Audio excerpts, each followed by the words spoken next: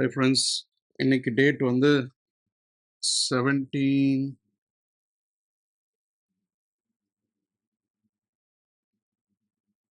August 2025. Last session mutual fund செஷனில் நம்ம நிறைய வந்து பார்த்தோம். என்னென்னா மியூச்சுவல் ஃபண்ட்ஸ்னால் என்ன, mutual funds Y there is a need for a mutual funds, என்னென்ன டிஃப்ரெண்ட் டெர்மினாலஜிஸ் இருக்குன்னு பார்த்தோம். மியூச்சுவல் ஃபண்ட்ஸை மட்டும்தான் டிஸ்கஸ் பண்ண போகிறோம்னு சொன்னால் even 10 hours is more than enough to complete the entire session. But நம்ம என்ன பண்ண போகிறோம்னா இன்டெப்த்தாக சேவிங் ஸ்கீம்ஸ் என்னென்ன இருக்குது, பாண்ட்ஸ் என்னென்ன இருக்குது, அது எல்லாமே பார்க்க போகிறோம். Because to understand mutual funds, we have to understand even the saving schemes and the bond market, because the mutual fund company is going to invest their money, whatever money that we have given to the mutual funds, mutual funds is going to invest their money into bond market as well, if it is a debt mutual funds. சரிங்களா? So upon completion of this course, you can write an exam எழுதலாம். NISM certificate உங்களுக்கு கிடைக்கும். Risk management பற்றி நிறைய பேசணும். Different செக்டார்ஸில் நீங்கள் invest பண்ணாலும் still eventually you might end up facing losses. அதை எப்படி அவாய்ட் பண்ணலாம், டைவர்சிஃபிகேஷனை பற்றி பேசணும். 10,000 people 10,000 rupees கொடுத்தாங்கன்னா 10 crores, 1 crore யூனிட் இருக்குன்னா ஒரு யூனிட்டோட price 10 rupees. If the market value of the mutual fund goes from 10 crores to 11 crores now, your unit value price will go to 11 rupees. That is how unit price will get. எப்படி வந்து ஒரு mutual fund company form ஆகுது, who can form a mutual fund company, இதெல்லாம் discuss பண்ணோம்.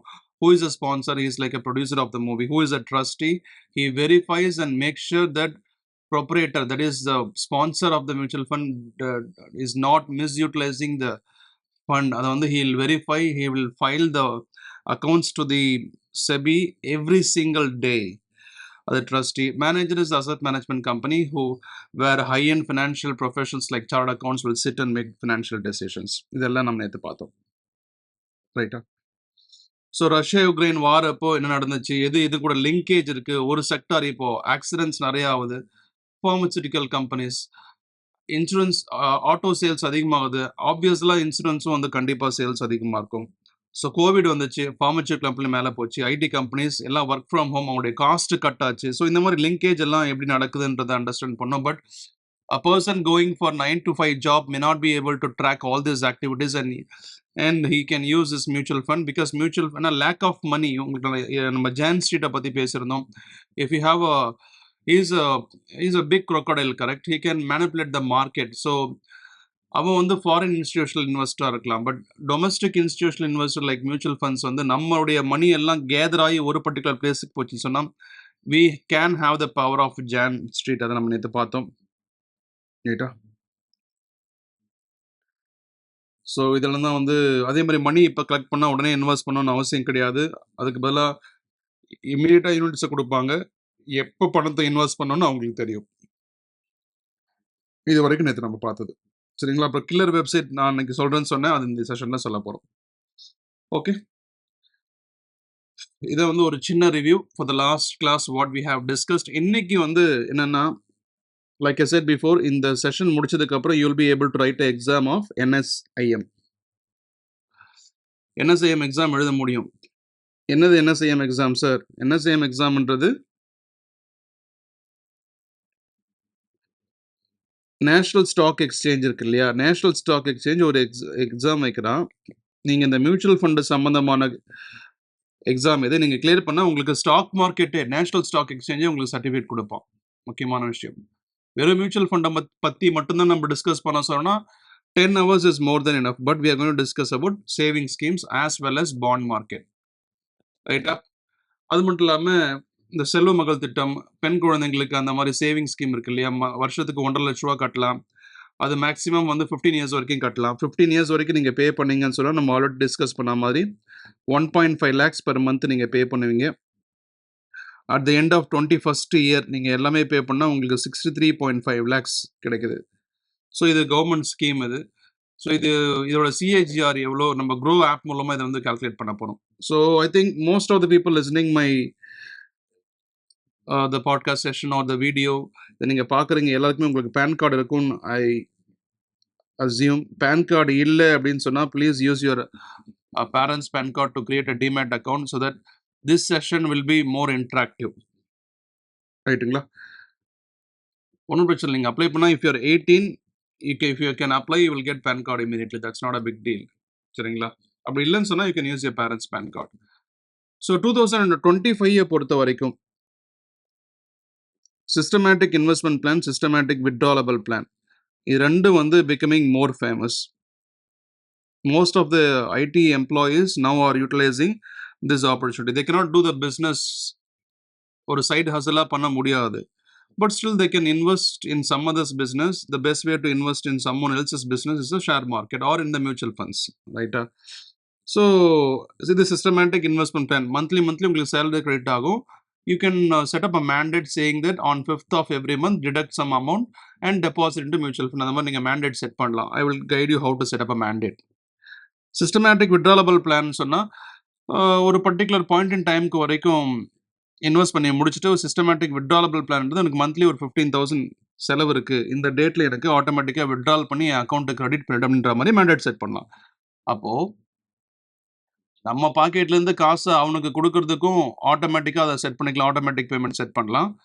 ஆட்டோமேட்டிக்காக எனக்கு payment வரணும், ஒரு கவர்மெண்ட் சம்பளம் மாதிரி, இல்லை ஒரு கம்பெனியில் ஒர்க் பண்ணால் மாதம் பிறந்தா சம்பளம் வரா மாதிரி, இல்லை மந்த் எண்டில் வரா மாதிரி, நீங்கள் எந்த டேட்டில் சொன்னாலும் வரும், அந்த மாதிரி செட் பண்ணலாம். அதான் systematic withdrawable plan and systematic investment plan. ஓகேவா? ஸோ இதெல்லாம் பற்றி இது ரொம்ப ஃபேமஸாக இருக்குது. இதெல்லாம் பற்றி தான் இந்த மியூச்சுவல் ஃபண்ட்ஸில் நம்ம டிஸ்கஸ் பண்ண போகிறோம். பட் இன்னையோட லேர்னிங் அப்ஜெக்டிவ்ஸ் என்ன?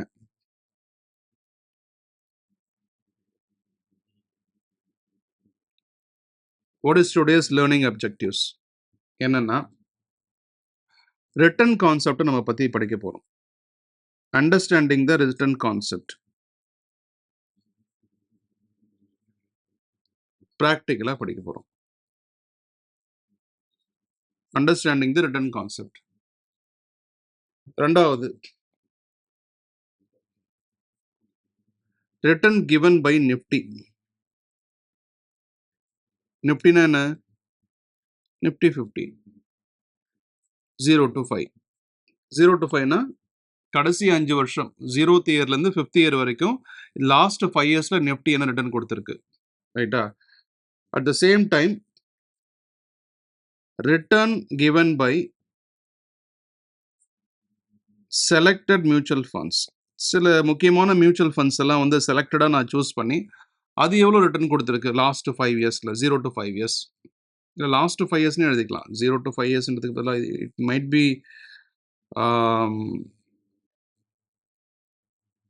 it might be a little bit confusing for you. 0 to 5 the last 5 years. Okay. அடுத்தது என்னென்ன வேரியஸ் மியூச்சுவல் ஃபண்ட்ஸ் இருக்கு? Small cap, mid cap, large cap, multi cap, theme orient, sector orient, அந்த மாதிரி நிறைய இருக்கு. அது எல்லாமே வந்து we will open the coin app and show you something that actually practically how does it look like, அது எல்லாமே உங்களுக்கு காமிக்க போறோம். and it stocks. அந்த மியூச்சுவல் ஃபண்ட்ஸ் எங்கே இன்வெஸ்ட் பண்ணுறோம், இது எல்லாமே we gonna discuss. ஓகேவா? So this is our learning agenda. 4 விஷயங்களை பார்க்க போகிறோம். புரிஞ்சிச்சா? ரிட்டர்ன் கான்செப்டை பற்றி பார்க்க போகிறோம். நிஃப்டி எவ்வளோ ரிட்டர்ன் கொடுத்துருக்கு, மியூச்சுவல் ஃபண்ட்ஸ் எவ்வளோ ரிட்டர்ன் கொடுத்துருக்கு, வேரியஸ் மியூச்சுவல் ஃபண்ட்ஸ் என்னென்ன டைப்ஸ் ஆஃப் மியூச்சுவல் ஃபண்ட்ஸ் இருக்குது, அதோட ஸ்டாக்ஸோட கான்ட்ரிபியூஷன் என்ன, I mean what stocks comprised are contributed to mutual fund, அந்த மியூச்சுவல் ஃபண்ட் என்னென்ன ஸ்டாக்ஸில் இன்வெஸ்ட் பண்ணுறோம், அதெல்லாம் எப்படி பார்க்குறது, எல்லாமே தெளிவாக பார்க்க போகிறோம். Okay. So now first let's jump to the return concept. First ரிட்டர்ன்னா என்ன? ஃபர்ஸ்ட் ரிட்டர்ன்னா என்ன? What is the return? Tell me what is the return. Sir நம்ம ஏதாவது ஒன்று கொடுக்கணும், திருப்பி பதிலுக்கு அவன் வேற ஒன்று தரணும், நம்ம கொடுத்தது கூட சேர்ந்து அவன் வேற ஒன்று தரணும். ஃபார் எக்ஸாம்பிள், இப்போ இங்கே ஒரு பர்சன் இருக்கார், ரைட்டா? ஒரு பர்சன் ஏன்னு வச்சுப்போம். இங்கே ஒரு பர்சன் இருக்கார், ரைட்டா? இவர் பர்சன் பின்னு வச்சுப்போம். பர்சன் ஏ வந்து பர்சன் பி கிட்ட இவர் கேட்டதால, பர்சன் பி கேட்டதால ஆக்சுவலி எவ்வளோ கொடுத்தாரு, ஒரு 100 rupees கொடுத்தாரு, லோனா கொடுத்தாரு. எதுக்கு? ஒரு 2 months டைம் பீரியட் போட்டு வாங்கினான்னு வச்சுக்கேன். 2 months டைம், இந்த 2 months டைம் முடிஞ்சதுக்கப்புறம் இந்த பி என்ன பண்ணணும்? ஏக்கு என்னப்பா பண்ணணும்? அந்த ₹100 திருப்பி கொடுத்துடணும். இப்போ கொஸ்டின் என்னன்னா, வெறும் ₹100 கொடுக்கணுமா? இல்ல ₹100 கூட இந்த ₹100 ஒரு 2 months யூஸ் பண்ணதுக்கான இன்ட்ரெஸ்ட்டையும் சேர்ந்து தரணுமா? இன்ட்ரெஸ்ட்டும் சேர்ந்து தரணும். இந்த ₹100 பிளஸ் இன்ட்ரெஸ்ட்டும் சேர்ந்து கொடுத்தாதான் இந்த ஏக்கு ஒரு பெனிஃபிட் இருக்கு. ஏன்னா அந்த ஏ வந்து பிக்கு ₹100 கொடுத்து ஏ பிக்கு ₹100 ஏ வந்து பிக்கு ₹100 கொடுத்து பியும் திருப்பி அதே ₹100 இவருக்கு கொடுத்தாரு அப்படின்னா ஏக்கு எந்த பெனிஃபிட்டும் கிடையாது. அப்போ இன்ட்ரெஸ்டோட சேர்ந்து கிடைக்குதுன்னா ஏ வந்து ஹாப்பி ஆயிடுவாரு. ரைட்டா? அப்போ நம்ம கொடுக்கறது பேரு பிரின்சிபல். நம்ம கொடுக்கறது பேர் என்னது? பிரின்சிபல். திருப்பி நமக்கு பிரின்சிபல் பிளஸ் இன்ட்ரெஸ்ட் கிடைச்சா அந்த இன்ட்ரெஸ்டுக்கு பேரு ரிட்டர்ன். அந்த இன்ட்ரெஸ்ட் பேர் மட்டும்தான் நமக்கு என்னன்னு சொல்றோம் ரிட்டர்ன். புரிஞ்சிருச்சா? ₹100 நம்ம கொடுத்தோம். ஒரு 2 மாசமோ இல்ல வந்து நான் ஒரு எக்ஸாம்பிளுக்கு சொன்னேன். It can B 2 months or 1 year or 5 years. Any time when the B is returning the amount to A, not just with the principal, he should return along with the interest. That interest is called return. அப்போ நமக்கு ஏதோ ஒன்று திரும்பி எக்ஸ்ட்ராவா கிடைக்குது return. நம்ம கொடுத்தது மட்டும் கிடைச்சா அது கொடுக்காம இருக்கலாம். அப்போ கொடுத்தது கூட ஏதோ ஒன்று சேர்ந்து கிடைச்சா பரவாயில்ல, இது நல்ல பிஸ்னஸ், நம்ம பண்ணலாம், உதவி பண்ணுறது தப்பு இல்லை அப்படின்ற மாதிரி பண்ணிக்கலாம். ரைட்டா? இப்போ கொஸ்டின் என்ன, இந்த இன்ட்ரெஸ்ட் அவர்கிட்ட பி கிட்ட எவ்வளோ வாங்கணும், அது எவ்வளோ கிடைச்சா நல்லது, அதான் கொஸ்டின். ரிட்டர்னு எவ்வளோ இருக்கணும் அப்படின்றது தான் கொஸ்டின். ஏ வந்து பி கொடுத்தாரு, பி திருப்பி கொடுத்தாரு இன்ட்ரெஸ்டோட, அந்த இன்ட்ரெஸ்ட் எவ்வளோப்பா, அந்த ரிட்டர்ன் வந்து எவ்வளோ இருந்தால் கரெக்டான இன்ட்ரெஸ்ட் ரேட்டு, இது நியாயமான வட்டி, இது நியாயமான ரிட்டர்ன். ஒரு டீசன்ட் ரிட்டர்ன் அப்படின்னு எதை சொல்லலாம் அப்படின்னா, ஒரு டீசன்ட் ரிட்டர்ன் அப்படின்னு எதை சொல்லலாம் அப்படின்னா, ஃபர்ஸ்ட் விஷயம், ஒரு டீசன்ட் ரிட்டர்ன்ல ஒன்று ஆப்பர்ச்சுனிட்டி காஸ்ட், இதை ஃபர்ஸ்ட் மனசுல வச்சுக்கணும். ரெண்டாவது இன்ஃப்ளேஷன். ஒன்று ஆப்பர்ச்சுனிட்டி காஸ்ட், ரெண்டாவது இன்ஃப்ளேஷன். இப்போ ஏ வந்து பிக்கு ₹100 கொடுத்தாரு, பி திருப்பி ₹100 கொடுத்துட்டாருன்னா அதில் ஒரு ரிட்டர்னும் கிடையாது. ஆனால் இன்ட்ரெஸ்டோட சேர்ந்து கொடுத்தாருன்னா இன்ட்ரெஸ்டோட சேர்ந்து வருது. But how much should I ask is the question. How much is the question. How much is, நான் எவ்வளோ ரேட் வந்து வாங்கணும், how much is the question. நான் கம்மியாக வாங்கிட்டேன்னா ஐயோ நம்ம கம்மியாக வாங்கிட்டோம், இல்லை அதிகமாக வாங்கிட்டா ஐயோ நம்ம அதிகமாக வாங்கிட்டோமே அப்படின்னு புலம்பக்கூடாது. அப்போ ரெண்டு விஷயத்த பார்க்க சொல்றாங்க. ஒன்று ஆப்பர்ச்சுனிட்டி காஸ்ட், இன்னொன்று இன்ஃப்ளேஷன். ஆப்பர்ச்சுனிட்டி காஸ்ட்னா என்ன அப்படின்னு கேட்டா, எக்ஸாம்பிள், பின்றவன் என் ஃப்ரெண்டு தான் ஒத்துக்கிறேன். ஆனா பின்றவன் அவங்கிட்ட பணம் கொடுத்ததுக்கு பதிலா ஸ்டேட் பேங்க் ஆஃப் இந்தியாவில் நான் எஃப்டி போட்டால, எஃப்டினா ஃபிக்ஸட் டெபாசிட், நம்ம காசை ஒரு பேங்க் சேவிங்ஸ் அக்கௌண்ட் வைக்கிறது பதிலாக ஃபிக்ஸட் டெபாசிட்ல போட்டால் இன்ட்ரெஸ்ட் அதிகமாக கிடைக்கும். எவ்வளோ கிடைக்கும்? ஃபிக்ஸ்டா ரிட்டர்ன் எனக்கு 7% கிடைக்கும். அப்போ ஃபிக்ஸடா எனக்கு 7% கிடைக்குது எங்க? ஸ்டேட் பேங்க்ல. அப்போ ஃபார் எக்ஸாம்பிள் இப்போ நான் 1 lakh இன்வெஸ்ட் பண்றோம் அப்படின்னா 7% இன்ட்ரெஸ்ட் ரேட்ல பர் இயர் அப்படின்னு சொன்னா 7% இன்ட்ரெஸ்ட் ரேட் வந்து இயர் அப்படின்னு சொன்னா அப்போ எனக்கு எவ்வளோ கிடைக்கும்? At the end of 1 year I will get 1,07,000. கரெக்டா? 1,07,000. கமா சூப்பரா வச்சிருக்கேன். 1,07,000. இது வந்து ரிஸ்கா, ரிஸ்க் ஃப்ரீயா? Absolutely risk free. அப்போ 7,000 rupees எனக்கு கிடைக்குது. அந்த 7,000 rupees வந்து வித்தவுட் ரிஸ்க். அப்போ வித்தவுட் ரிஸ்கே என்னால் எவ்வளோ சம்பாதிச்சிருக்க முடியும்? 7,000 rupees என்னால் சம்பாதிச்சிருக்க முடியும். அந்த 7,000 rupees என்னால் ரிஸ்க் இல்லாம சம்பாதிச்சிருக்க முடியும் நான் சொல்றேன் பாத்தீங்களா? ஏன் அப்போ அவங்ககிட்ட கொடுக்கறது ரிஸ்கா சார்? ஆமா ரிஸ்க் தான். He may cheat me. Cheat பண்ணுன்றது அவர் எண்ணமா இல்லைனா கூட அவர்கிட்ட இப்போ கொடுக்கவே காசு இல்லை. நம்ம கிட்ட வாங்கின பணத்தை அவர் யூஸ் பண்ணி அவர் ஒழுங்கா பிஸ்னஸ் பண்ணலை, அவருக்கு அந்த பணத்தை மல்டிப்ளை பண்ணக்கூடிய அந்த ஒரு எஃபிஷியன்சி இல்லை, ஸ்கில் இல்லை அப்படின்னா அவர் எப்படி நம்மளுக்கு பிரின்சிபலே திருப்பி கொடுப்பாரு? Forget about interest. பிரின்சிபலே கொடுக்கறதுக்கான சான்சஸ் கம்மி. எப்போ நீங்கள் கொடுக்குற பர்சன் சரியான பர்சனாக இல்லை அப்படின்னு சொன்னால். அப்போது 7,000 rupees எனக்கு ரிஸ்க் ஃப்ரீயாகவே ஃபிக்ஸட் டெபாசிட்டில் ரிட்டர்ன் கிடைக்கிறப்ப, அப்போ இந்த பர்சன்ட் நான் கொடுக்குறேன்னு சொன்னால் மினிமம் எனக்கு 7%. இது எஃப்டியில். ஏன்னா பேங்க்ல போடுறதுன்றது, ஃபார் எக்ஸாம்பிள் நீங்கள் எஃப்டியில் போட்டீங்க, கம்பெனியே பேங்க், நாட் கம்பெனி, பேங்கே வந்து க்ளோஸ் ஆனால் கூட RBI will take over. RBI will take control of the bank even if the bank disappears also. RBI will, நீங்க பே பண்றப்பவே ஒவ்வொரு ஃபிக்ஸட் டெபாசிட் அக்கௌண்ட்டுக்கும் அந்த பேங்க் வந்து RBIக்கு ஒரு இன்சூரன்ஸ் அமௌண்ட் பே பண்ணும். ஓகேவா? அப்போ இந்த இன்சூரன்ஸ் அமௌண்ட்டை பேஸ் பண்ணி ஆட்டோமேட்டிக்காக என்ன நடக்கும்? RBI will take control of the bank and RBI will repay to all the fixed deposit holders. It can settle. Bank will settle all the fixed deposit holders. It is completely risk free. எது? Fixed deposit. சரி, okay. So இது ஏன் sir opportunity காஸ்ட்னு சொல்கிறோம்? ஏன்னா நம்ம opportunity cost நல்லா ஞாபகம் வச்சுக்கோங்க எப்பவுமே. Opportunity cost is equal to opportunity lost. இது ஒரு ஃபார்முலா மாதிரி. இது எக்கனாமிக்ஸில் நம்ம தெளிவாக படிப்போம். Opportunity cost is equal to opportunity லாஸ்ட்னா, எனக்கு நான் பேங்க்ல போட்டிருந்தா எனக்கு 7% கிடைச்சிருக்கும். ஃபிக்ஸட் டெபாசிட்ல போட்டிருந்தா எனக்கு 7% கிடைச்சிருக்கும். அந்த ஆப்பர்ச்சுனிட்டியை நான் இப்போ லூஸ் பண்ணிட்டேன்ல. அப்போ நான் பேங்க்ல போடாம நான் உனக்கு தரேன், பீன்ற பர்சனுக்கு நான் தரேன். Instead of depositing into fixed டெபாசிட்ல கொடுக்காம இந்த பர்சனுக்கு நான் கொடுத்தா என்ன ஆகுது? ரிஸ்க் ஆகுது. அப்போ நான் இந்த ஆப்பர்ச்சுனிட்டியை லூஸ் பண்றேன். அப்போ அந்த ஆப்பர்ச்சுனிட்டி லூஸ் பண்ணுறதுக்கான காஸ்ட் எனக்கு எவ்வளோ? 7% எனக்கு வட்டி போயிடும். அதனால தான் ஆப்பர்ச்சுனிட்டி காஸ்ட்ன்றது. நான் எதை மிஸ் பண்ணிட்டேன் ஒன்றத்தை அடையிறதுக்காக, இன்னொன்றத்தை நான் மிஸ் பண்ணிட்டேன், அதோட விலை எவ்வளோ? Opportunity cost. இந்த ஆப்பர்ச்சுனிட்டி லாஸ் ஆகிடுச்சு, அதோட விலை எவ்வளோ? அதுதான் ஆப்பர்ச்சுனிட்டி காஸ்ட்.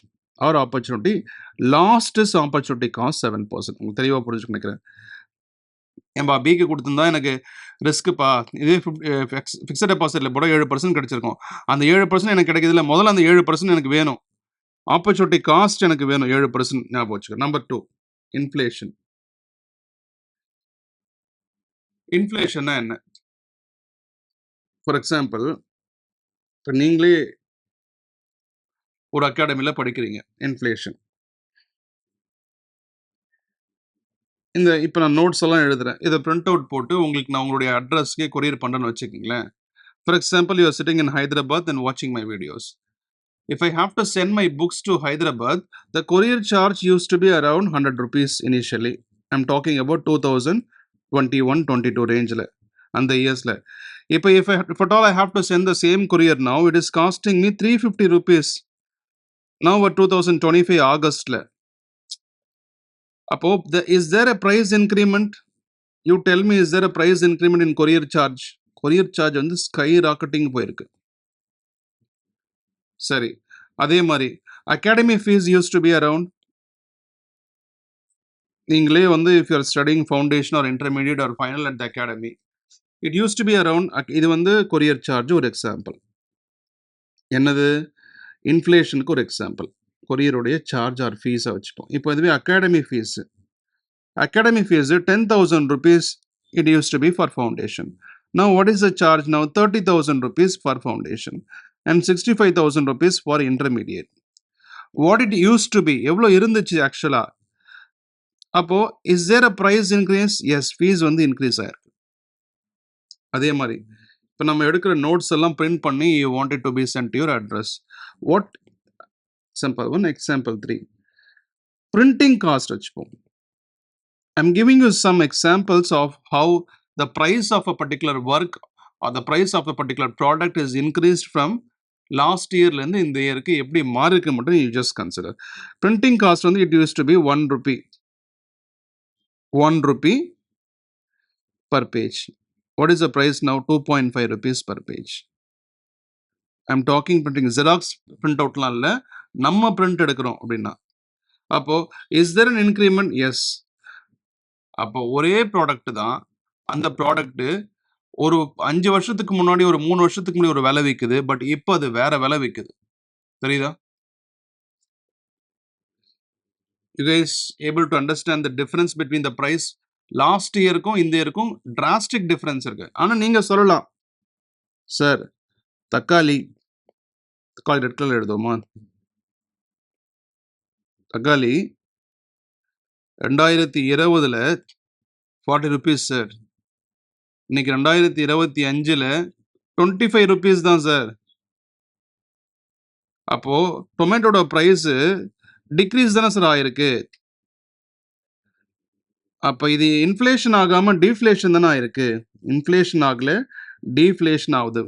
ஒரு ப்ராடக்டோட பிரைஸ் இன்க்ரீஸ் ஆகுது அப்படின்னு சொன்னா, as the days progress, as the years goes by, அது inflation. if the price of the product is getting down or decreasing சொன்னா it is a deflation. நம்ம ஓவராலா இன்ஃப்ளேஷன் வந்து எப்பவுமே some products may deflate, some products may deflate, but ஓவராலா inflation தான் எப்பவுமே இருக்கும்.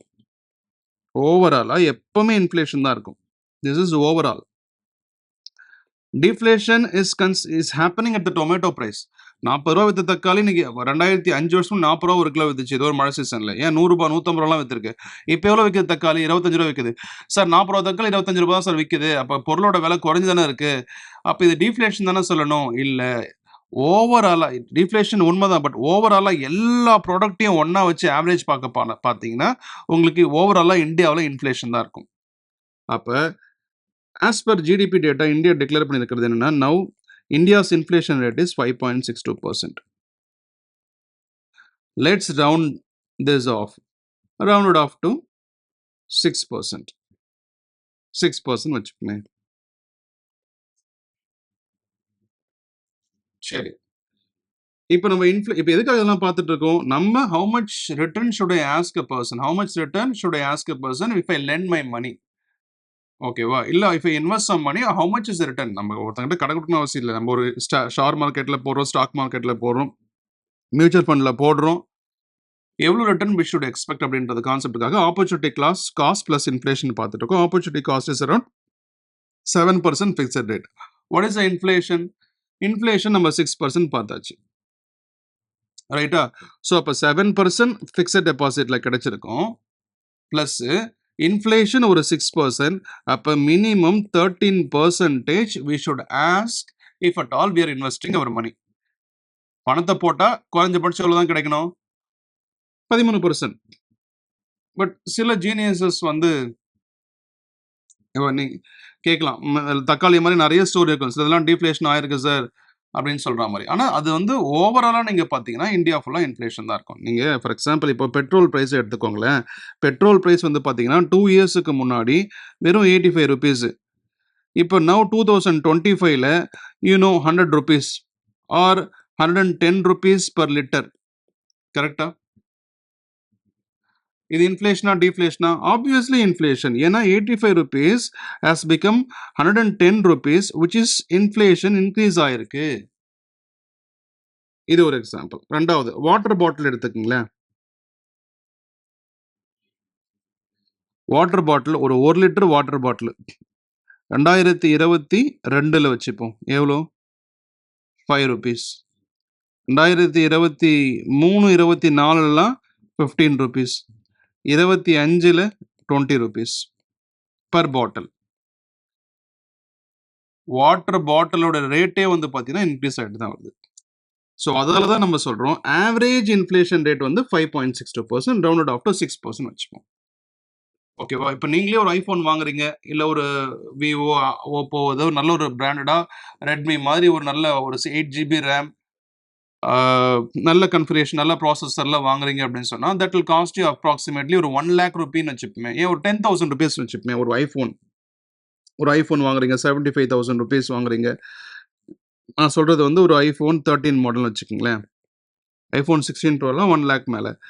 இப்போ ஐஃபோன் 13 வாங்குறீங்க. இதே ஐஃபோனை நீங்கள் இன்னும் ஒரு 1 year கழிச்சு வாங்குறீங்கன்னு சொன்னால் இஃப் இட் காஸ்ட் அரௌண்ட் 85,000 அப்படின்னு சொன்னால் 85,000 மைனஸ் 75,000, அப்போ 10,000 rupees இந்த ப்ராடக்டோட ரேட் இன்க்ரீஸ் ஆகிருக்கு. அப்போது இது இன்ஃப்ளேஷன் தானே. அப்ப நீங்க வச்சிருக்க காசை அப்படியே வச்சிருந்தா, 1 வருஷம் கழிச்சு அந்த ப்ராடக்ட்ட வாங்க முடியுமா? வாங்க முடியாது. எக்ஸ்ட்ரா குடுத்து தான் வாங்கணும். அதான் இன்ஃப்ளேஷன். ஒரு பொருள இன்னைக்கு வாங்குனா ஒரு பிரைஸு. 1 வருஷம் கழிச்சு வாங்குனா வேற பிரைஸு. நீங்க வச்சிருக்க காசு கையில வச்சிருந்தா குட்டி போடுமா? அப்ப இன்வெஸ்ட் பண்ணி இன்ஃப்ளேஷன பீட் பண்ணணும். அப்ப how much return should you ask?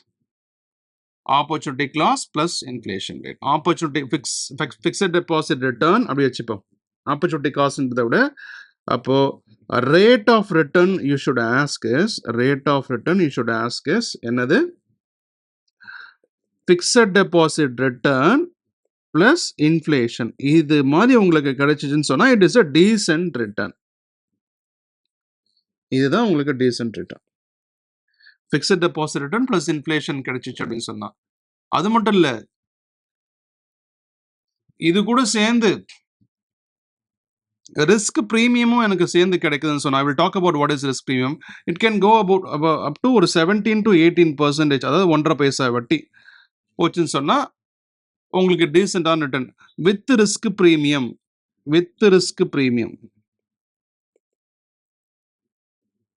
I will talk about what is risk premium and the concept explain பண்றப்ப உங்களுக்கு later you will understand. 17 to 18% கிடைச்சிச்சுன்னா super. So this is a return that you want to ask if at all you're investing in gold or silver or stock market, mutual funds, if you're lending money, if you're investing in any business or a startup, minimum 17 to 18% is a decent rate of return.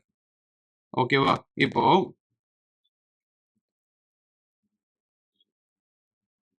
நீங்க ஆர்பிஐயோட balance ஷீட்டை open பண்ணி பார்த்தீங்கன்னா தெரியும் கூகுளில். To make it short, I'm not opening the website right now. நீங்கள் balance sheet open பண்ணி பாருங்களேன், அதில் தெளிவாக கொடுத்துருப்பான் இன்ஃப்ளேஷன் எவ்வளோ, டிஃப்ளேஷன் எவ்வளோ கரன்சி பிரிண்ட் பண்ணியிருக்காங்க எல்லாமே. சிலது இன்க்ரீஸ் ஆகும், சிலது டிக்ரீஸ் ஆகும், பட் ஓவராலாக இன்ஃப்ளேஷன் தான் கண்டிப்பாக ஒரு கண்ட்ரியில் இருக்கும். But Japan is an exception. Japan வந்து பார்த்தீங்கன்னா வேற. Japan is exception. ஏன் ஜப்பான் எக்ஸெப்ஷன் சார்? ஏன்னா இங்கே எப்படி இந்தியாவில் நீங்கள் பேங்க்கில் அமௌண்ட்டை வச்சுருந்தா உங்களுக்கு ஃபிக்ஸட் டெபாசிட்டில் வச்சுருந்தா உங்களுக்கு இன்ட்ரெஸ்ட் தரணும். But in Japan that is a different scenario. If you deposit your money in to the bank and you have to pay interest to the bank. உங்கள் பணத்தை அவன் சேஃபாக பார்த்துக்கிறதுக்கு மணி நீங்கள் டெபாசிட் பண்ணீங்க அப்படின்னு சொன்னால் you have to pay interest. நீங்கள் தான் இன்ட்ரெஸ்ட் அவனுக்கு பே பண்ணுற மாதிரி வரும். It is a very dangerous economy. Dangerous economy எது? நான் சொல்கிறது வந்து ஜப்பான், இந்தியா இல்லை. இந்தியாவில் இன்ஃப்ளேஷன் இருக்கு, அங்கே deflation. Money doesn't have any value in Japan.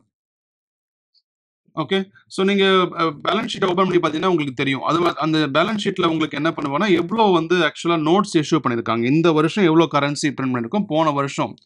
For example இன்னும் உங்களுக்கு தெளிவாக ரிட்டர்னை பற்றி தெரியணும் அப்படின்னு சொன்னால் ஆர்பிஐ பேலன்ஸ் ஷீட் ஓப்பன் பண்ணி பார்த்தீங்கன்னா அதில் நோட்ஸ் இஷ்யூட் அப்படின்னு இருக்கும் ஒரு காலம்.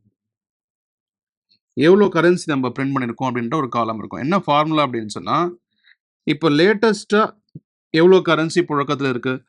33,48,244, 33,48,244.67 crores. போன வருஷம் எவ்வளோ இருந்துச்சு?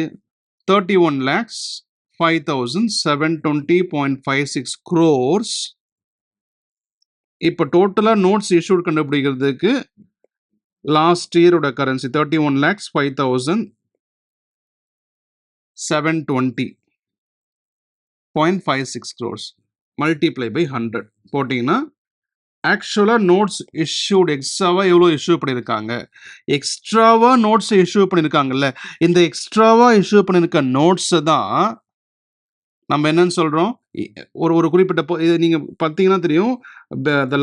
the current year amount minus the last year amount divided by the last year amount multiply 100 will give you a 7.82%. எக்ஸ்ட்ராவாக நோட்ஸ் இஷ்யூ பண்ணியிருக்காங்க. எதுக்காக? இன்ஃப்ளேஷன். நோட்ஸ் எக்ஸ்ட்ராவாக இஷ்யூ பண்ணியிருக்காங்க. when government is printing more money that means inflation is there. அப்போ 7.8% உங்களுக்கு இருக்கு. அப்போ it can be rounded off to 8% plus மறுபடியும் ஒரு 6% இன்ஃப்ளேஷன். ஸோ டீசெண்டாக ஒரு 15%. Sorry 8% is inflation and 7% is fixed டெபாசிட்டில் எனக்கு கிடைக்கிற எஃப்டி. இது ஆக்சுவலாக நோட்ஸ் இஷ்யூ பண்ணியிருக்கிறது இன்ஃப்ளேஷன் வச்சுப்போம். அவங்க சொல்றது 6% இன்ஃப்ளேஷன் 5.62% சொன்னாங்க. Round of to 6%. பட் ஆக்சுவலா எவ்வளோ நோட்ஸ் எக்ஸ்ட்ராவா இஷ்யூ பண்ணியிருக்காங்க.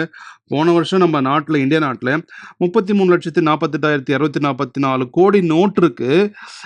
அதாவது இந்த வருஷம் போன வருஷம் 1,05,720 கோடி நோட் இருக்கு. அதை அப்படியே டிவைட் பண்ணா மல்டிப்ளை பை 100 போட்டா 7.82% நோட்ஸை வந்து எக்ஸ்ட்ராவா இஷ்யூ பண்ணியிருக்காங்க, which is 8% extra notes printed in Indian country. அடிஷ்னலா நம்ம ஃபிக்ஸட் டெபாசிட் ரிட்டர்ன் சேர்த்துக்கிட்டா உங்களுக்கு 8% plus 7% 15% rate return on investment you should ask. Even if it is nifty, gold, silver எதை கேட்டாலும் நீங்க இதை கொடுத்தா சூப்பர் ரிட்டர்ன். சரிங்க sir. So minimum we should ask for 15%. நமக்கு தெரிஞ்சு போச்சு. Minimum we should ask for 15%. Sir, if I don't get 15%, what should I do? Forget about even giving money. Forget about investing your money. Otherwise, it should not be a good investment. You forget about investing in gold, or if someone asks for less than 15%, சொன்னா you better keep your money with a fixed depositலே வச்சுக்கலாம். 7% risk ஃப்ரீயா நமக்கு வரும். ரைட்டா? ஏன்னா இப்போ நம்ம opportunity cost plus inflation. Opportunity cost வந்து it can be opportunity cost வந்து ஃபிக்ஸட் டெபாசிட் பிளஸ் இன்ஃப்ளேஷன். இன்ஃப்ளேஷனை வந்து கவர்மெண்ட் டிக்ளேர் பண்ணுறதையும் கால்குலேட் பண்ணலாம். இல்லை ஆர்பிஐயோட பேலன்ஸ் ஷீட் ஓப்பன் பண்ணி ஆர்பிஐயோட பேலன்ஸ் ஷீட்டை ஓப்பன் பண்ணி நீங்கள் கூகுளில் டைப் பண்ணாலே வரும். அதோட லாஸ்ட் இயர் நோட்ஸ் எவ்வளோ கொடுத்துருக்காங்க, இந்த வருஷம் எவ்வளோ நோட் இருக்கு, divide by last year note multiply by 100 போட்டால் ஒரு பர்சன்டேஜ் கிடைக்கும். ப்ளஸ் ஃபிக்ஸட் டேட் ரிட்டர்னில் நம்ம normal citizen 7%, senior citizen, super senior citizen போனால் பர்சன்டேஜ் இன்க்ரீஸ் ஆகிட்டே போகும். அழகாக 15% நமக்கு கிடைக்கும். ரைட்டா? ஸோ இதுதான் வந்து ரிட்டர்ன். சரி, இப்போ நம்ம அடுத்து என்ன டிஸ்கஸ் பண்ண போறோம்னா, மார்க்கெட்ல என்ன ரிட்டர்ன் வந்திருக்கு. மார்க்கெட்ல என்ன ரிட்டர்ன் வந்திருக்கு? Return given by Nifty. நிஃப்டின்றது என்னது? டாப் 50 மார்க்கெட் கேபிட்டல் இருக்கக்கூடிய இந்தியன் லிஸ்டட் கம்பெனிஸோடைய கலெக்ஷன் தான் வந்து நிஃப்டி. அதை நிஃப்டி 15 கூட சொல்லுவாங்க. So what is Nifty 50? Top market capitalisation வச்சிருக்கக்கூடிய 50 கம்பெனிஸோடைய ஒரு பக்கெட். ஸோ இப்போ நம்ம ஜஸ்ட் கூகுள் போயிட்டு நிஃப்டி 50யோடைய லாஸ்ட் 5 இயர்ஸ் சார்ட் பாருங்களேன். இது நிஃப்டி 50யோட 5 இயர்ஸ் சார்ட். இதில் நீங்கள் பார்த்தீங்கன்னு சொன்னால் ஓப்பனிங்கில் 11,371. இதை பாருங்க, ஓப்பனிங்கில் 11,371 இருக்கு. அதுவே இந்த எண்ணில் வந்து பாருங்க, இன்னைக்கு 24,955. ஆஸ் வி ஸ்பீக் கிட்டத்தட்ட 120% இருக்கு growth மட்டும். இது அப்படியே நம்ம சிஏஜிஆர் கால்குலேட்டரில் போட்டு பார்த்தோம் அப்படின்னு சொன்னால், நீங்கள் அப்படியே க்ரோ ஓப்பன் பண்ணிக்கங்க. இந்த க்ரோ ஆப்பில், ரைட்டா, இது வந்து க்ரோவோட ஆப்பு. இந்த க்ரோ ஆப்பில் சார் 5 இயர்ஸுக்கு முன்னாடி என்ன இருந்தது? 11,800 இருந்தது சார் நிஃப்டி. இப்போ எவ்வளோ இருக்கு அப்படின்னு சொன்னா 24,955 இருக்கு சார். 5 இயர்ஸ்ல எவ்வளோ ரிட்டர்ன் பாருங்க, 16.16%. நல்லா பாருங்க. இனிஷியல் இன்வெஸ்ட்மெண்ட் 11, அதாவது இனிஷியல் இன்வெஸ்ட்மெண்ட் இருக்கு. பட் நம்ம கன்சிடர் பண்ணி இனிஷியலாக எவ்வளோ இருந்துச்சுன்னு பார்த்தீங்கன்னா நிஃப்டி 11,800 இருந்துச்சு. இப்போ 24,955 இருக்கு 5 இயர்ஸில். அப்போ ஆவரேஜ் ரிட்டர்ன் என்ன பார்த்தீங்கன்னா compounded annual growth 16.16%. Can you see it? இங்கே பாருங்க, கரெக்டாக அந்த சி ப்ளூ கலரில் இங்கே க்ரீன் கலரில் ஹைலைட்டாக இருக்கு பாருங்க, இதுதான் விஷயம். அப்போது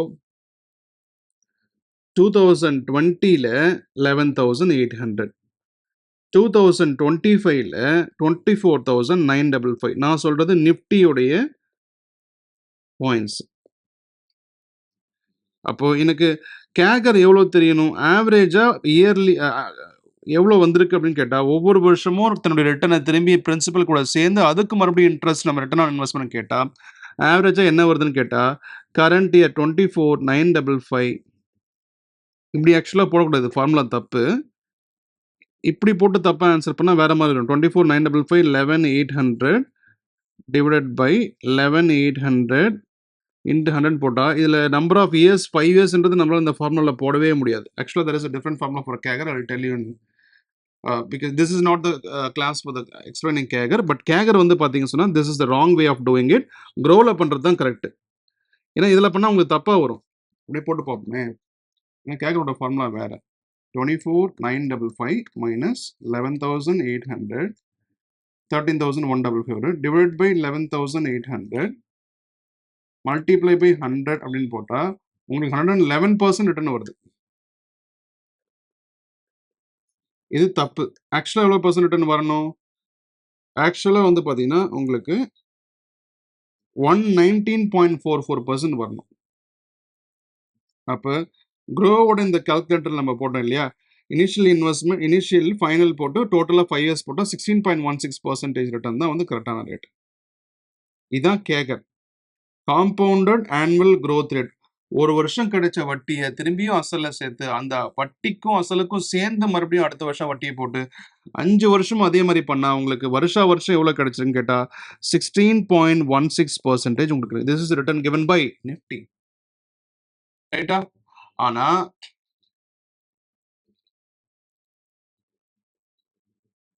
இல்லையா 24 இதுதான் ஆக்சுவலா இது கேக 5 இயர்ஸ்க்கு டோட்டல் ரிட்டர்ன் எவ்வளவுதான் கிடைச்சிருக்கு? 955. ஓகே, இது லாஸ்ட் 5 இயர்ஸோட கேகர். இது கரெக்ட் தான், நோ டவுட், சரி, no doubt. But last year performance மட்டும் பார்ப்போமா? லாஸ்ட் இயர் பர்ஃபார்மன்ஸ் மட்டும் பார்த்தோம் அப்படின்னா அப்படியே இந்த 5 இயர்ஸ் தூக்கி இங்க 1 இயர் போட்டா முடிஞ்சிச்சு. 1 இயர் எவ்வளவு கிடைச்சிருக்கு? 381 பாயிண்ட்ஸ். டோட்டலா 1.5% தான் டோட்டலாவே அப் இருக்கு. அப்ப லாஸ்ட் 1 இயர்ல பாஸ்ட் இயர்ல வெறும் 1.5% தான் உங்களுக்கு கிடைச்சிருக்கு, ரைட்டா? ஓ 5 இயர்ஸ்ன்னு கால்குலேஷன் பண்ணாதான் டீசெண்டா இருக்கு. 16.16% சூப்பர் இன்வெஸ்ட் பண்ணலாம். பட் லாஸ்ட் 1 இயர் மட்டும் கன்சிடர் பண்ணா ஏன் சார் இந்த மாதிரி ட்ராஜடியா நடந்திருக்கு அப்படின்னா, India has faced lot of struggles. வெறும் 1.5% ரிட்டர்ன் தான் வந்திருக்கு. அது நான் கோல்டில் இன்வெஸ்ட் பண்ணியிருந்தா நிறைய கிடைச்சிருக்கும், இல்லை நான் வந்து சில்வரில் இன்வெஸ்ட் பண்ணி தான் நிறைய கிடைச்சிருக்கும் தான். ஏன் மியூச்சுவல் ஃபண்டில் இன்வெஸ்ட் பண்ணியிருந்தா கூட நிறைய கிடைச்சிருக்கும். பட் நிஃப்டியோட பெர்ஃபார்மன்ஸ் லாஸ்ட் 1 இயர்ல மோசமாக இருக்கு. மேக்ஸிமம் என்ன கிடைச்சிருக்கு? ஒரு மேக்ஸிமம் ஒரு 2% தானே வந்திருக்கு. மேக்ஸிமமாவே 2% தானே இருக்கு. So stock market perform very badly இந்த லாஸ்ட் இயர். அது உங்களுக்கு இந்த கிராஃபை பார்த்தாலே தெரியுதுல்ல, எங்க ஆரம்பிச்சதோ அங்கே தான் இருக்கு. இன்னும் இங்க பாருங்களேன், 24,572 19th August 2024 இருக்கு, ரைட்டா? 24,572 19th August 2024. அதுவே இந்த எண்ட்ல வாங்கலேன், அதே 24,944. எந்த இம்ப்ரூவ்மெண்ட் இல்லை, வெறும் 1.5% தான் லாஸ்ட் 1 இயர்ல இருக்கு. அப்ப வெறும் 1 இயர்ல நிஃப்டியோட performance not even close to 2%. புரிஞ்சுச்சா? சரி, இப்போ என்னோட கொஸ்டின்னா, is Nifty performing well? Looking at the graph of the stock market, Nifty is not at all performing well. Yeah, but during COVID times, நீங்க பாருங்க, company made huge profits by saving huge money in electricity bill. They don't have to pay travel expense to the employees. They don't need to pay the rent to the buildings. So the stock price skyrocketed. It went shot up. நல்ல performance in the stock prices எல்லாமே, ரைட்டா? So நான் ஏற்கனவே சொன்ன மாதிரி இந்த கேகரை calculation பண்ணுறதுக்கு க்ரோவோட இந்த ஆப்பை யூஸ் பண்ணிக்கோங்க. I will tell you the formula after some time. But CAGR வந்து கால்குலேட் பண்ணுறதுக்கு last amount minus initial amount divided by initial amount into 100 போகிறது தப்பு. ஓகே, ஸோ கேகருடைய ஆப்பை நீங்கள் யூஸ் பண்ணிக்கோங்க. அடுத்தது, இப்போ நிஃப்டியோட ஹிஸ்டாரிக் டேட்டாவை நம்ம பார்த்துட்டோம். ஸோ நிஃப்டியோட லாஸ்ட் ஹிஸ்டாரிக் டேட்டா பார்த்தா 5 இயர்ஸில் வந்து 16.16% வந்திருக்கு. இது நிஃப்டி. சப்போஸ் நீங்க கோல்டில் இன்வெஸ்ட் பண்றீங்க, அப்படியே கோல்டு ஃபியூச்சரை பாருங்களேன். இது investing.com வெப்சைட்டு. கோல்டு வந்து பார்த்தீங்கன்னா 2020 உங்களுக்கு நான் ஹைலைட் பண்ணுறேன் பாருங்க, 1800 அப்படின்றது இது டாலர்ஸில் இருக்கு, 1800 இருக்கு. ஓகே, லோவஸ்ட்டாக 1622 வரைக்கும் போயிருக்கு. இப்போ ஹையஸ்டாக லாஸ்ட் 5 இயர்ஸில் 2025 3400. ஸோ இதோட கேகரை நீங்கள் கால்குலேஷன் பண்ணுறீங்க அப்படின்னு சொன்னால் 1000 $3,600. இப்போ இருக்க ப்ரைஸ் வந்து $3,400. 5 இயர்ஸ்ல என்ன கிடைச்சிருக்குன்னு பார்த்தீங்கன்னா 16.27%. Can you look here? 16.27% உங்களுக்கு கிடைச்சிருக்கு. இது வந்து கோல்டோட historic data.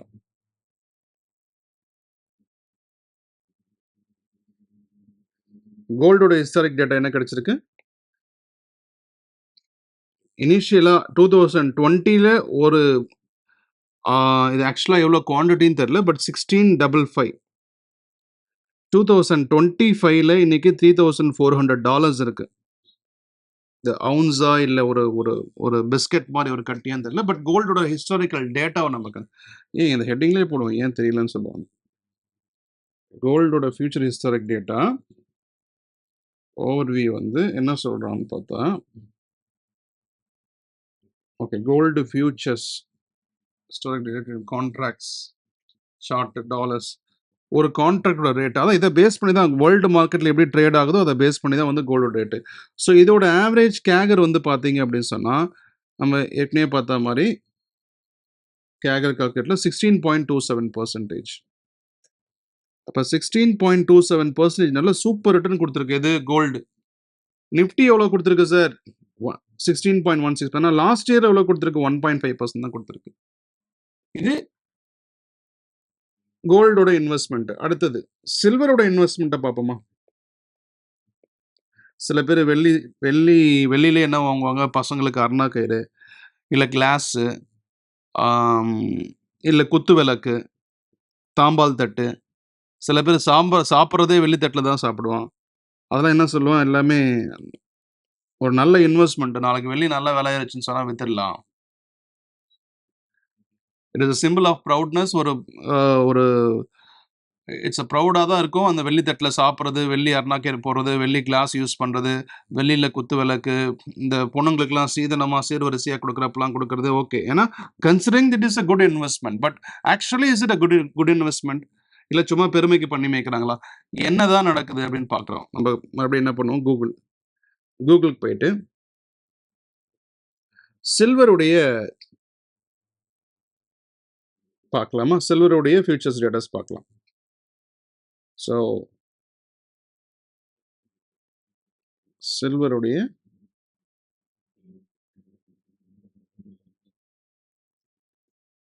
Silver historic data, அதே investing.com.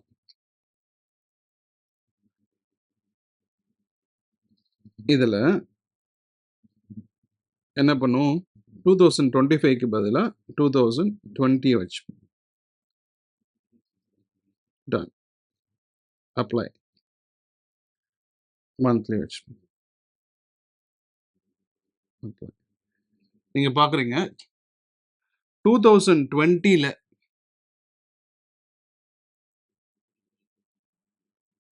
Is it silver features?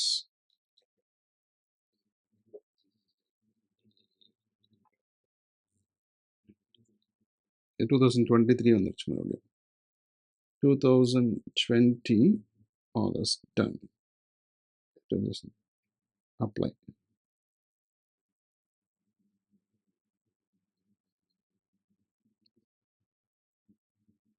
எவ்வளோ இருக்குது? ஆக்சுவலாக 2020ல 24 இருக்குது. இப்போ எவ்வளோ இருக்குது டாலர்ஸு? $38 இருக்குது. இது அப்படியே கால்குலேட்டரில் யூஸ் பண்ணிப்போம். 24 இருந்தது, டாலர்ஸ் இருந்தது. இப்போ $38 இருக்குது 5 இயர்ஸில். 16.27.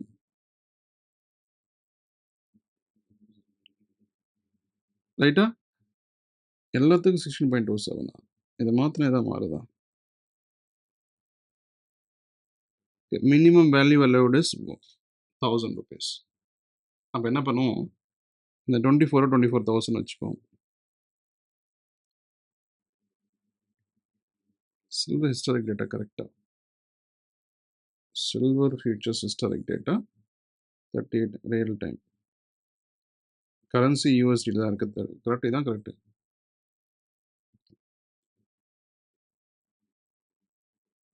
நம்ம பண்ண வேண்டியதெல்லாம் கேகரில் 1000 போட்டுக்க வேண்டியது. 24,000 இது 38,000 வச்சுக்கோங்க. இங்கே 1000 ஆட் பண்ண மாதிரி 9.63% உங்களுக்கு கிடைச்சிருக்கு. எவ்வளோ கிடைச்சிருக்கு? 9.63%. அப்போ 2020ல $24 இருக்கு, 2025ல $38 இருக்கு. ஆவரேஜாக உங்களுக்கு கேகர் எடுத்தேன் அப்படின்னு சொன்னால் உங்களுக்கு 9.63%. இப்போ சில்வர் பெஸ்ட்டா கோல்டு பெஸ்ட்டா? வேல்யூவிட்டி. இப்போ நம்ம மியூச்சுவல் ஃபண்ட்ஸுக்கு வரும். செலக்டடாக சில மியூச்சுவல் ஃபண்ட்ஸ் நடக்கும். செலக்டடாக சில mutual funds. How Nifty 50 is selected? ஏன்னா நிஃப்டி 50 எப்படி செலக்ட் பண்ணோம் உங்களுக்கு தெரியும் இல்லையா? அதாவது எவ்ரி குவார்ட்டர்ஸும் செபி வந்து ஷஃபிள் பண்ணிட்டே இருக்கும் பிளேசஸ். அதாவது குவார்டர்லி ரிசல்ட்டை வந்து every company has to declare பண்ண ரிசல்ட்ஸ் வில் பி டிக்ளேர். ரிசல்ட்ஸை டிக்ளேர் பண்ணதுக்கப்புறம் அந்த நிஃப்டி 50 இருக்கு இல்லையா, அந்த நிஃப்டி 50ல இருக்கக்கூடிய 50 கம்பெனிஸை செபி ஷஃபிள் பண்ணும். ஓகேவா? செபி ஷஃபிள் பண்ணும் based on the market capitalisation, based on the performance. So every quarter you have to declare profits if your listed company. Based on that you will find a place in the Nifty. So அப்போ செபி தான் யாரை decide பண்ணுவாங்க? அந்த Nifty 50யை decide பண்ணுவாங்க. அப்போ நீங்கள் ஒரு Nifty 50 index ஃபண்டில் இன்வெஸ்ட் பண்ணுறீங்கன்னு சொன்னால், நிஃப்டி 50 இண்டெக்ஸ் ஃபண்டில் நீங்கள் இன்வெஸ்ட் பண்ணுறீங்கன்னு சொன்னால் எவ்ரி குவார்ட்டர் தான் உங்களுக்கு அந்த ஸ்டாக் உள்ள வரும் ஆர் வெளியே போகும். So removing are adding a new company happens on a quarterly basis. இது எங்கே நடக்குது? இண்டெக்ஸ் ஃபண்டில் ஆர் நிஃப்டி 50 ஃபண்டில். அதுவே மியூச்சுவல் ஃபண்டில், in case of mutual funds, as a asset management fund manager என்ன பண்ணுவாரு? he has a full control. அவருக்கு full control இருக்கும். என்ன கண்ட்ரோல் இருக்கும்? எந்த கம்பெனி ஒழுங்கா பர்ஃபார்ம் பண்ணுது. if the company is not performing well, perform பண்ணலை அப்படின்னு சொன்னா, இது ஒழுங்கா பர்ஃபார்ம் பண்ணல, ஃபார் எக்ஸாம்பிள் ஏ என்ற company it is not performing well, remove that company. B is a company is doing good, அப்போ add it in the mutual fund. அந்த மாதிரி you can have a full control in the mutual fund so that mutual fund may perform better than the Nifty 50. இப்போ எக்ஸாம்பிளுக்கு சொல்லணும் அப்படின்னு சொன்னால், cricket எடுத்துக்கோங்க. கிரிக்கெட்டில் யார் சூப்பராக பவுலிங் போகிற? ஒரு பும்ரா பும்ரா, ரைட்டா? இந்த இப்போ நிஃப்டி 50 இண்டெக்ஸ் ஃபண்ட்னு வச்சுக்கோங்க. நிஃப்டி 50 அப்படின்னு இருக்குன்னா ஒரு 3 மாதத்துக்கு ஒரு முறை தான் வந்து இதில் ஷஃபிள் நடக்கும். எவ்ரி 3 months ஒன்று. ஏன்னா 3 மாதத்துக்கு ஒரு முறை தான் கம்பெனியோட ரிசல்ட்ஸ் வரும். ஸோ 3 months ஒன்ஸ் தான் ஷஃபிள்ன்றதால இப்போ பும்ரா நல்ல பவுலர், சூப்பர் பவுலர், ஆனால் 2 மாதமாக சொதப்புறாரு, அவுட் ஆஃப் ஃபார்ம். 2 months-ஆக வந்து அவுட் ஆஃப் ஃபார்ம். இப்போ அசட் மேனேஜ்மெண்ட் கம்பெனி பார்க்குறான். யாரை பார்க்குறான்? இந்த பும்ரா பார்க்குறான். If he is not performing well, அப்படின்னா he will be replaced. இது மியூச்சுவல் ஃபண்டில். ஏன்னா அசட் மேனேஜ்மெண்ட் கம்பெனி இருக்காங்க இல்லையா, chart accounts, high and financial brilliant people, அவங்க பார்ப்பாங்க பூம்ரா வந்து ஒழுங்காக பர்ஃபார்ம் பண்ணலையே, அவனை தூக்கிட்டு வேளாட போடு, நமக்கு ரிட்டர்ன் ரொம்ப முக்கியம். இது யார்? எந்த கேஸில்? மியூச்சுவல் ஃபண்ட் கேஸில். அதுவே நிஃப்டி 50ல நீங்கள் இன்வெஸ்ட் பண்ணியிருக்கீங்க, இண்டெக்ஸ் ஃபண்டில் பண்ணியிருக்கீங்கன்னு சொன்னால் பூம்ராவை ரீப்ளேஸ் பண்ணுவாங்களான்னு கேட்டால் ரீப்ளேஸ் பண்ண மாட்டாங்க. He will not be replaced because replace பண்ணுவாங்க. எப்போ பண்ணுவாங்க? After 3 months. இதுதான் முக்கியமான point. So here the shuffle are the not performing company will go out and the best performing company will come in everyday எங்கள் mutual ஃபண்டில். ஆனால் index ஃபண்டில், Nifty 50 மாதிரி இண்டெக்ஸ் ஃபண்டில் நிஃப்டி 50ல இன்வெஸ்ட் பண்ணிக்கிங்கன்னு சொன்னால் 3 months ஒன்ஸ் தான் ஷஃபிள் பண்ண முடியாது. அது யார் கண்ட்ரோலில் இருக்குது? செபியோட கண்ட்ரோலில் இருக்குது. யார் கண்ட்ரோலில் இருக்குது? செபியோட கண்ட்ரோலில் இருக்குது. ஆனால் மியூச்சுவல் ஃபண்டு உடனே ரீப்ளேஸ் பண்ணி விட்டுரும். அதுதான் முக்கியமான விஷயம். இப்போது நான் காயினோட ஆப்போ, அதாவது ஜெரோதாவோட ஆப் உங்களுக்கு ஓப்பன் பண்ணி காமிக்கிறேன். ஜெரோதாவுடைய மியூச்சுவல் ஃபண்ட் கம்பெனி உங்களுக்கு பியூட்டிஃபுல்லாக வந்து நீங்கள் if you have a PAN card please open demat account in which நீங்க காயினுடைய ஆப்பை நீங்க இன்ஸ்டால் பண்ணிக்கங்க. காயின் ஆப்ல பியூட்டிஃபுல்லா அங்க பாருங்க உங்களுக்கு ஈக்விட்டி ஃபண்ட்ஸ் இருக்கா? ஈக்விட்டி ஃபண்ட்ஸ் இதுல ஸ்மால் கேப்பா, லார்ஜ் கேப்பா, மிட் கேப்பா, flexi cap, sectoral and thematic fund. செக்டோரியல்னா only banking sector, only IT sector. அந்த மாதிரி அந்த தீம்ல இருக்கிறதால அதில் I explain more after some time. இப்போ வந்து பாருங்களேன், நம்ம 15%, 16% அதெல்லாம் பார்த்துட்டு இருந்தோம்ல. இப்போ ஒரு ஸ்மால் கேப் ஃபண்டு நான் சூஸ் பண்ணுறேன். இதில் ஹெச்டிஎஃப்சி ஸ்மால் கேப் ஃபண்டு. இதில் லாஸ்ட்டு 5 இயர்ஸில் என்ன ரிட்டர்ன் கொடுத்துருக்கான் பாருங்களேன், 32.5%. Can you see that? 32.25%னா ஆஃப்டர் ஏன்னா என்ட்ரி லோட் கண்டிப்பாக இருக்கும். எக்ஸ்பென்ஸ் ரேஷியோ ஒரு 0.7 இங்கே கொடுத்துருக்கான் பாருங்க, 0.7%. எக்ஸிட் லோடு 1 இயருக்கு மேலே போனால் உங்களுக்கு இல்லவே இல்லை. அப்போ இந்த 0.7 அதில் கழிச்சிட்டோம் அப்படின்னு சொன்னால், ஈவன் ஒரு 2% போனால் கூட 30% per year is a beautiful ரிட்டர்ன்ல. 3% பர் மந்த்துக்கு ஈக்குவல் இல்லை, 12, 36. It's a beautiful return. அப்போ 30 இது வந்து கேகர் ஆக்சுவலா. இது வந்து நீங்க வருஷம் அவனுக்கு வட்டியும் அசலும் சேர்த்து மறுபடியும் அந்த வட்டியும் அசலும் சேர்த்ததுக்கு அப்புறம் மறுபடியும் வட்டி தரான். அந்த கேகரே வந்து எவ்வளவு இருக்கு? 32% இருக்கு. ஸோ எதனால அப்படின்னு சொன்னா, mutual fund will throw the stocks which is not performing and intake the good stocks. But to get such kind of return, where to they invest their money? அது நமக்கு தேவை. இப்போ பியூட்டிஃபுல் ரிட்டர்ன் கொடுத்துருக்கான் sir. இந்த return அவன் எடுக்கிறதுக்கு எங்க invest பண்ணலாம்? Where to they invest their money? To get those details அப்படியே கீழே பார்த்தீங்கன்னு சொன்னா, செக்டார்ஸ் என்னென்ன செக்டார்ல இன்வெஸ்ட் பண்றான். இண்டஸ்ட்ரியில 17.87%, இன்ஃபர்மேஷன் டெக்னாலஜியில் 13%, consumer discretionary 12.58%, health care 10.32%, TREPS and reserve repo 8.9. நம்ம வி வால்னு கொடுத்தீங்கன்னா இப்போ மேண்டேட்ரி என்ன, நீங்கள் எவ்வளோ எங்கே ஒரு குட்டியாக ஒரு 1%, லெஸ் தேன் 1% கூட உங்களுக்கு டிக்ளேர் பண்ணி ஆகணும். எங்கள் மியூச்சுவல் ஃபண்ட் கம்பெனிஸ் எல்லாம் இது செபியோட புது சர்க்குலர். அதெல்லாம் நீங்கள் பார்க்குறீங்க. எல்லாத்துலையும் என்னென்ன இன்வெஸ்ட் பண்ணியிருக்கான்றது ஃபைனான்ஸ் அண்ட் ஹவுசிங்கில் 2.24%. So where they're investing we can get a full clarity. அது எல்லாமே உங்களுக்கு இதில் தெளிவாக கொடுத்துருக்கான். ரைட்டா? இன்னும் நீங்கள் போக போக போக எல்லாமே உங்களுக்கு கிளாரிட்டி, உங்களுக்கு எல்லாமே வந்துருச்சா? அது சிம்பிளாக சொல்லலாம், அந்த ஃபண்டோட ஹோல்டிங்ஸ் என்ன. ரைட்டா? அது மட்டும் இல்லாமல் அதாவது இந்த லாஸ்ட் ஹாஃப் இயரில் உங்களுக்கு என்னென்ன நடந்திருக்குன்னு தெரியும்னா, இந்த ஸ்கீம் டாக்குமெண்ட் நான் ஹைலைட் பண்ணுற பாருங்க, கீழே பாருங்க, இந்த பை பட்டனுக்கு மேலே இந்த ஸ்கீம் டாக்குமெண்ட் இருக்கு இல்லையா, இதை நீங்கள் கிளிக் பண்ணால் லாஸ்ட் ஹாஃப் இயரில் இந்த மியூச்சுவல் ஃபண்டில் என்னென்ன நடந்திருக்கு. அதே மாதிரி அதில் ஃபேக்ட் ஷீட்னு ஒன்று இருக்கும். அந்த ஃபேக்ட் ஷீட்டில் ஓப்பன் பண்ணி உங்களுக்கு எல்லாமே உங்களுக்கு தெளிவாக we are going to discuss is. அதை கிளிக் பண்ணிட்டு இங்கே இருக்கக்கூடிய இந்த டீட்டெயில்ஸை கிளிக் பண்ணிங்கன்னா உங்களுக்கு ஃபேக்ட் ஷீட் ஓப்பன் பண்ணால் ஸ்டாண்டர்ட் டீவியேஷன் எவ்வளோ, ஷார்ப் ரேஷியோ என்ன, பீட்டா என்ன, standard deviation, risk free return எவ்வளோ, total expense ratio, tracking error, residual maturity, portfolio yield, portfolio turnover ratio, modified duration, இது எல்லாமே நம்ம டிஸ்கஸ் பண்ண போகிறோம்.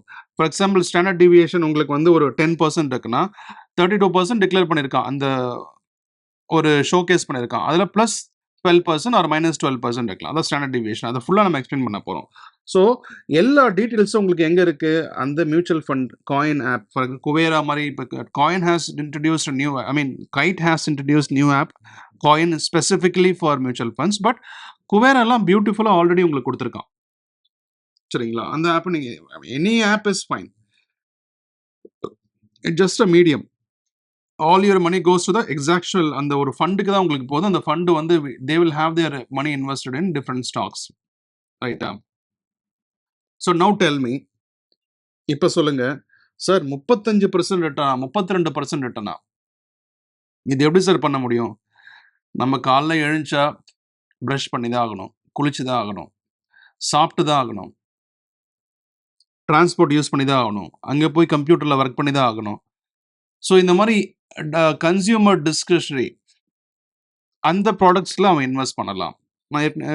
நல்ல டெவலப் ஆகக்கூடிய இண்டஸ்ட்ரியில் இன்வெஸ்ட் பண்ணலாம். அது எல்லாமே நம்ம காயின் ஆப்பில் நம்ம தெளிவாக பார்த்தோம். கரெக்டாக? இப்போது கன்சியூமர் டிஸ்கிரிஷனரி ப்ராடக்ட்ஸ், இப்போ ஃபார் எக்ஸாம்பிள் அதெல்லாம் எசென்ஷியல் ப்ராடக்ட்.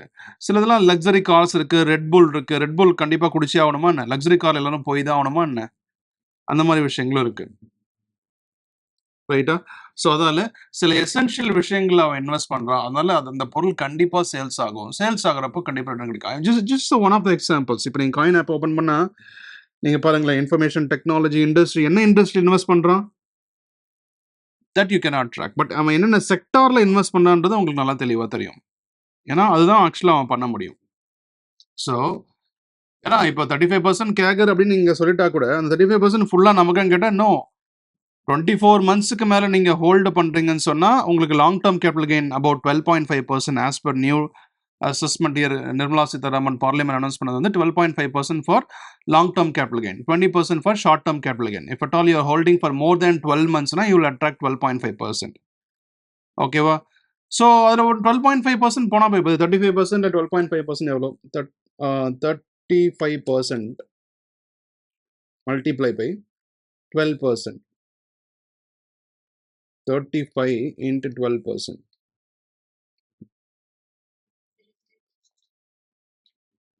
ஆக்சுவலாக 35 ருபீஸ் இருக்கு.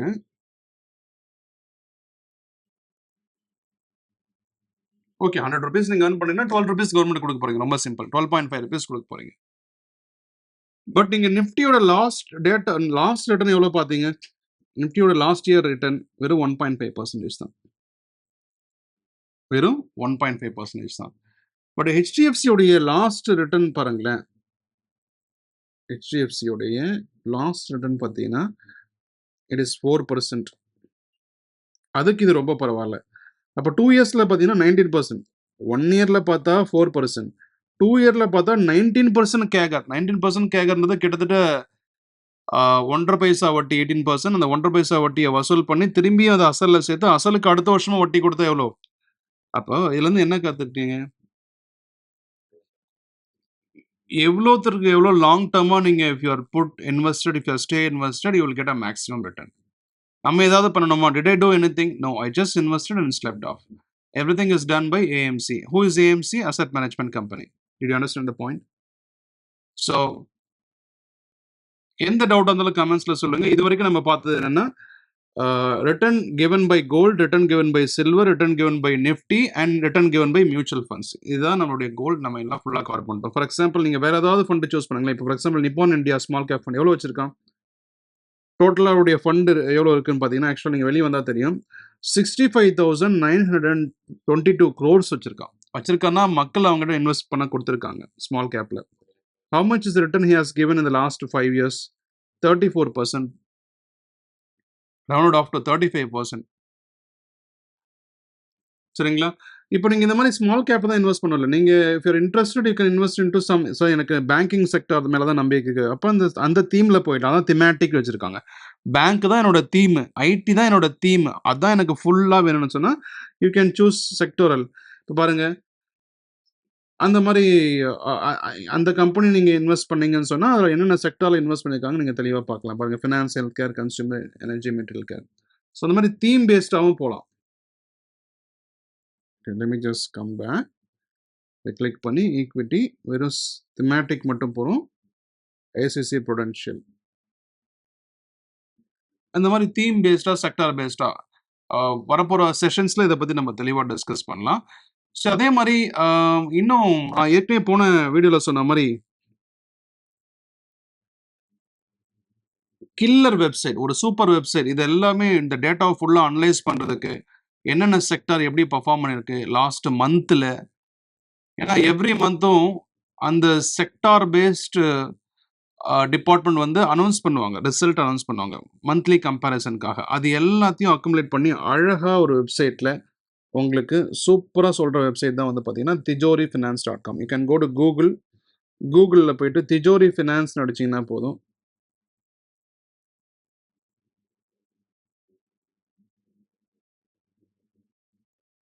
திஜோரி ஃபினான்ஸ்.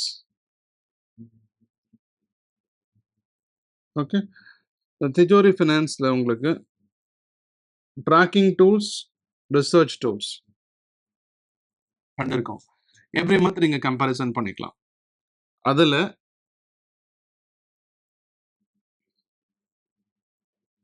இண்டஸ்ட்ரியில் என்னென்ன பர்ஃபார்மன்ஸ் போயிட்டுருக்கு, மேக்ரோ இண்டிகேட்டர்ஸ் போனீங்கன்னா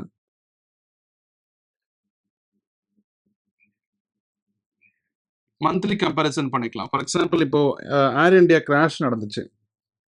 இந்த ஏர் இந்தியா கிராஷுக்கு அப்புறம் ஏர்லைன் டிராஃபிக் பாருங்களேன். 8.4 ஏப்ரல்ல இருந்திருக்கு.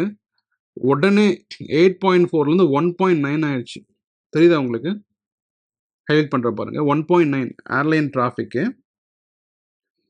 ஏப்ரல் மாதம் 8.4 கிராஷ் ஆன உடனே யாருமே பேசஞ்சர்ஸ் யாருமே வந்து பயப்படுறாங்க. உயிருக்கு பயந்து, ஐயோ ஏரோப்ளேனில் போனால் வெடிச்சு செத்துருவோம் அப்படின்னு பயந்து ஏர்ப்ளேனில் போகிற பயப்படுறாங்க. அப்படியே 1 அப்படியே டிராஸ்டிக்காக. அப்போ அதோட ரிசல்ட் நமக்கு தெளிவாக தெரியுது. அடுத்த மாதம் ஜூன் மாதம் பரவாயில்ல 3. இப்போ ஜூலை மாதத்தோட ரிசல்ட் வந்து ஆகஸ்ட்டில் தான் வரும். So from 8.4 to it fell down to 1.9. இன்னும் பழைய 8.4 வரல. அது இன்னும் ஸ்லோவாக தான் மூவ் ஆகும் போல். அதால தான் வந்து இதனோட இம்பேக்ட் நம்ம மேக்ரோ இண்டிகேட்டர்ஸில் நம்ம ஈஸியாக பார்க்கலாம். ரைட்டா? இது ஃப்ளைட்டு சம்மந்தப்பட்டது. இதுவே கார் சம்மந்தப்பட்டது வருமே. காரில் வந்து பார்த்தீங்கன்னா மெயினாக Maruti Suzuki, Tata Motors, Mahindra and Mahindra அந்த மாதிரிலாம் கொடுத்துருக்காங்க. அவங்க சேல்ஸை பாருங்களேன். 1,38,704 யூனிட்ஸு. 1,35,962 குறைஞ்சிருக்கு. 1,18,000 குறைஞ்சிருக்கு. மறுபடியும் 1,37,000 இப்போ தான் இருக்கு. அப்போ இது வரைக்கும் டவுன் ட்ரெண்ட்ல இருந்திருக்கு. இப்போ தான் அப் ட்ரெண்டுக்கு வர ஆரம்பிச்சிருக்கு. ஸோ இதை பேஸ் பண்ணி நம்ம இன்வெஸ்ட் பண்ணலாம். இது மட்டும் இல்லை, we can also see the GDP data. GDP ஒவ்வொரு தனித்தனியான ஒரு டிபார்ட்மெண்ட்டுக்கு அட்மின்ல எப்படி இருக்காங்க, ஃபைனான்ஸில் எப்படி இருக்காங்க, ரைட்? நம்ம ஜென்ரலாக 6% நம்ம பார்த்துட்டோம். ஒவ்வொன்றுத்துக்கும் ஜிடிபி டேட்டா என்ன? ஃபார் எக்ஸாம்பிள் இப்போ கன்ஸ்ட்ரக்ஷனை பாருங்களேன். கன்ஸ்ட்ரக்ஷனில் 7.7, 7, 10. அப்போ infrastructure is going up. So this is a good time to invest in infrastructure companies. You can use this Tijori finance macro indicators ஆப்ஷனை யூஸ் பண்ணி டெஃபினட்டாக you'll be able to get a conclusion, ஒரு meaningful conclusion you'll be able to come where to invest and where not to invest. So அதே மாதிரி company research option இருக்குது. So இதில் போனீங்கன்னா company research open பண்ணிட்டு, for example இங்கே நீங்கள் type பண்ணுறீங்க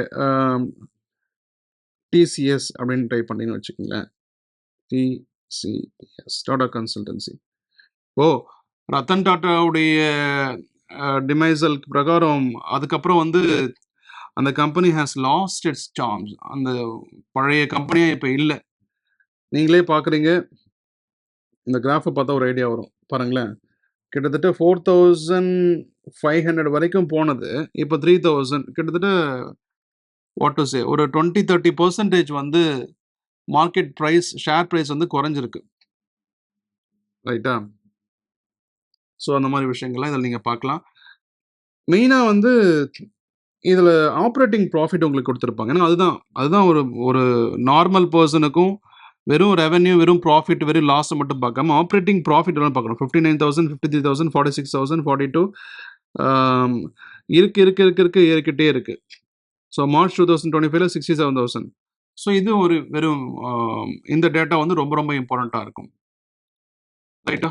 ஸோ இது வந்து ஒரு கம்பெனி அனலைஸ் பண்ணுறதுக்கு. அடுத்தது மார்க்கெட் மானிட்டர். மார்க்கெட் மானிட்டர் ஆப்ஷனை வந்து some people will always look for stock price increase ஆகுதா, ஸ்டாக் ப்ரைஸ் டிக்ரீஸ் ஆகுதா, அதை மட்டும் பார்ப்பாங்க. பட் ஆப்ரேட்டிங் ப்ராஃபிட் டேட்டா ரொம்ப ரொம்ப முக்கியம். ஸோ இந்த வெப்சைட்டில் அவங்களுடைய டேட்டாவை கம்ப்ளீட்டாக அனலைஸ் பண்ணி உங்களுக்கு தெளிவாக you will be able to get ஒரு meaningful conclusion on what sector should I invest and what sector should I avoid for this specific season அப்படின்றத நீங்கள் இந்த டேட்டா யூஸ் பண்ணலாம். ஸோ ஏன்னா லாஸ்ட் செஷன்லேயே வந்து நான் உங்களுக்கு சொல்லியிருந்தேன், ஒரு பியூட்டிஃபுல்லான ஒரு வெப்சைட் நான் உங்களுக்கு ஷோ பண்ணுறேன்னு சொல்லிட்டு. ரைட்டா? ஸோ இந்த செஷனில் ரிட்டர்ன்னா என்ன, ஆப்பர்ச்சுனிட்டி காஸ்ட் ப்ளஸ் இன்ஃப்ளேஷன், ஆர்பிஐயோட பேலன்ஸ் ஷீட்டில் நம்ம வந்து எப்படி நோட்ஸ் இஷ்யூ பண்ணியிருக்கிறத பார்க்குறது, அதை பேஸ் பண்ணி எப்படி இன்ஃப்ளேஷன் கன்க்ளூஷனுக்கு வர்றது அப்படின்னு பார்த்தோம். அதே மாதிரி ரிட்டர்ன் கிவன் பை நிஃப்டியோட ரிட்டர்ன் கொடுத்துருக்கு லாஸ்ட் 5 இயர்ஸில். லாஸ்ட் 1 இயர் எவ்வளோ, கோல்டு எவ்வளோ கொடுத்துருக்கு, சூப்பர் ரிட்டர்ன் கொடுத்துருக்கு. சில்வர் பரவாயில்ல.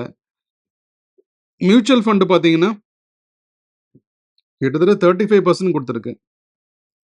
அதை நம்ம ஆக்சுவலாக மியூச்சுவல் ஃபண்ட் எழுதி காமிக்கல. ஆக்சுவலாக 32. HDFC வந்து பார்த்தீங்கன்னா 32.7. இதே ஃப்ராங்க்லின் வந்து பார்த்தீங்கன்னா 34.7. அப்போ எல்லாத்த கூட கம்பேர் பண்ணுறப்ப மியூச்சுவல் ஃபண்டு தான் பயங்கரம் மாசு. இது வந்து excluding 20 long term capital gain expense ratio. Expense okay. Expense எல்லாம் போனதுக்கப்புறம் தான் அது. But long term capital gain மட்டும் நம்ம பே பண்ண வரோம். 24 மந்த்ஸ்னா 12.5%. 24 மந்த்ஸ்க்கு பிலோனா 20%. மியூச்சுவல் ஃபண்ட்ஸ் ஏன் பெர்ஃபார்ம் பண்ணுது சூப்பரா?